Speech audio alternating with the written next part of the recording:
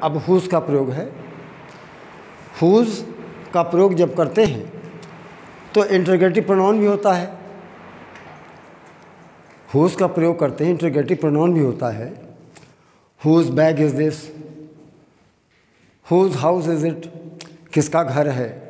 तो वहाँ किसका का भाव आया है, तो इंटरोगेटिव प्रोनाउन है। अब वाक्य के अंत में प्रश्नवाचक चिन्ह रहता है, इसलिए इसमें दे दिया है as an interrogative pronoun it is use to ask question. किसी भी सत्ता के बारे में प्रश्न करने के आशय से जब हम हुज का प्रयोग करते हैं तो उसका अर्थ होता है किसका। हुज बैग इज़ दिस, ये झोला, ये थैला या झोला किसका है। तो यहाँ किसका भाव आया, लेकिन यहाँ उसके बाद में प्रश्नवाचक चिन्ह है। लेकिन हम जब रिलेटिव प्रोनाउन की बात करते हैं बेटे, तो हुज का अर्थ होता है जिसका, जिसके, जिसकी, जिनका, जिनके, जिनकी।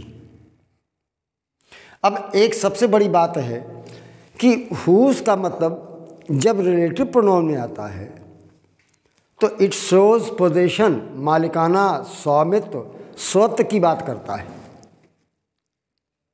बात समझ रहे हैं ना। मैं उस लड़के को जानता हूं जिसकी कलम खो गई। I know the boy whose pen is lost.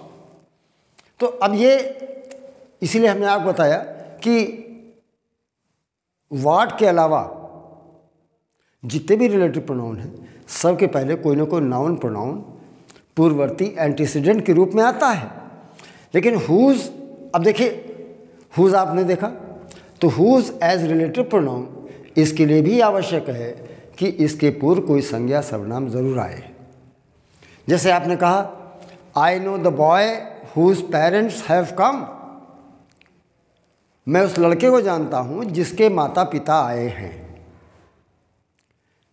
जब इंटरोगेटिव प्रोनाउन था तो किसको, किसे, लेकिन यहाँ जब आया रिलेटिव प्रोनाउन बनता है तो बेटे इसका अर्थ होता है जिसका, जिसके, जिसकी, जिनका, जिनके, जिनकी। And it denotes position, title. अब वह गाय जिसके थन बड़े होते हैं, बड़ी दुधारू होती है। The cow whose udders are big, the cow whose udders are big is milch. तो हुज माने जिसके, और हुज के पहले काउ आया है, काउस कर देंगे बहुवचन गाय हो जाएगा। कहने का मतलब यह है कि हुज के पहले कोई न कोई संज्ञा या सर्वनाम, चाहे वो एक वचन की हो चाहे बहुवचन की, अवश्य आनी चाहिए। वह जिसके माता पिता मर जाते हैं अनाथ होता है। तो he whose parents are dead is orphan. तो अब जैसे अभी आपको बताया कि यही देख लें,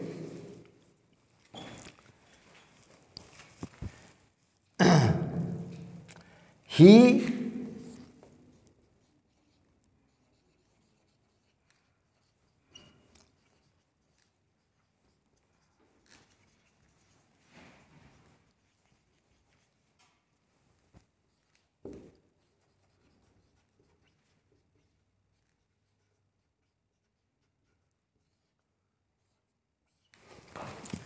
देखिए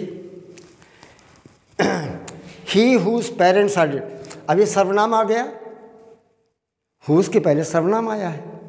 दे भी हो सकता है, they whose parents are dead are orphans. अब दे रहेगा तो ऑर्फन्स हो जाएगा।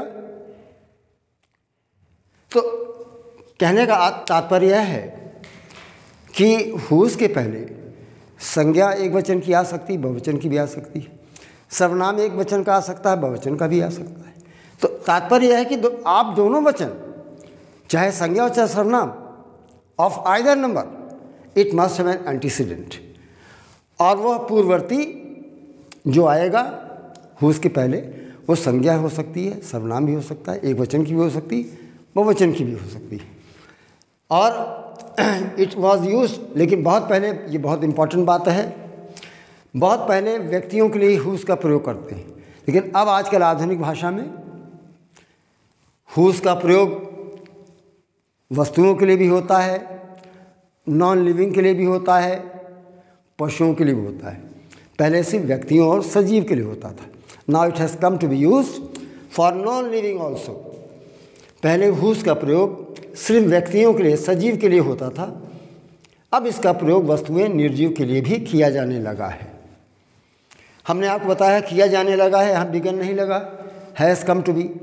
ये आपको जब टेंस पढ़ाएंगे तो बताएंगे क्यों बिगिन बिगैन का प्रयोग क्यों नहीं हुआ, क्यों हैज़ कम लगा है।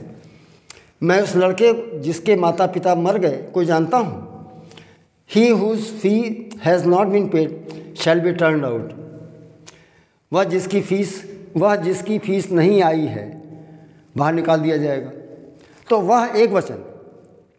और अगर हो दे हुज फी, अब दे भी हो सकता है बहुवचन। अब ये हमने बहुवचन ये आपको बताया है, इसको आप चाहें तो इसको बहुवचन ही बना सकते हैं।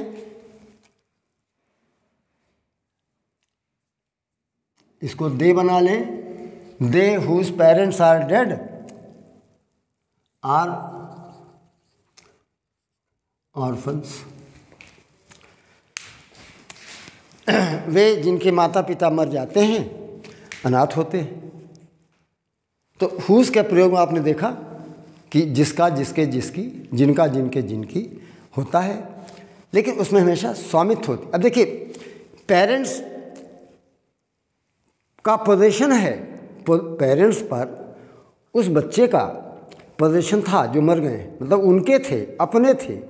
अपनत्व की बात आएगी तभी हुज लगेगा। इसीलिए हमने इसमें लिख दिया है कि इससे स्वामित्व, मालिकाना, स्वत्व का भाव प्रकट होता है। बात समझ रहे हैं ना। और इसी तरह अब हम आते हैं हुम पर। It is use for object. ये देखिए ऑब्जेक्ट ले आता है, लेकिन एक शर्त यह है कि इसके पहले कोई ना कोई प्रीपोजिशन अंत में भी लग सकती है, ऐसी कोई बात नहीं है, लेकिन प्रीपोजिशन ही गवर्न करे उस ऑब्जेक्ट को। वो कर्म का भाव व्यक्त करता है हुम, लेकिन वह कर्म जो किसी प्रीपोजिशन से गवर्न हो, इसका प्रयोग जो होता है। और इसका भी जिसका जिसके जिसके, जिसका जिसके जिसकी, जिनका जिनके जिनकी के लिए आता है। इसमें नहीं लगा था ये।